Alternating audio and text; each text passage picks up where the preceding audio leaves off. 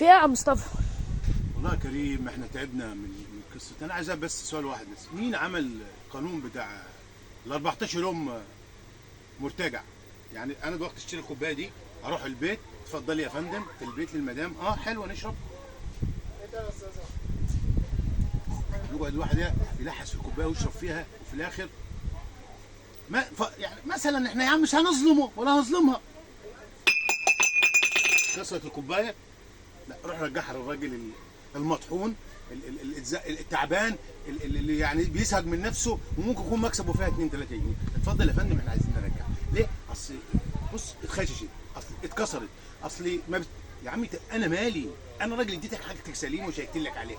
ايه الفكره ان انت ترجعها لي تاني بعد ما تستخدمها؟ طب انا مثلا لا قدر الله واحد مثلا عنده حاجه، لا قدر الله عنده مرض، ربنا يشفي كل مريض، طب احطها للزبون ازاي؟ ابيعها انا ازاي كده؟ وانا ما عنديش امانه. يا جماعه ارحموا الناس شويه وارحمونا لله. اقفل يا عم خلاص اقفل.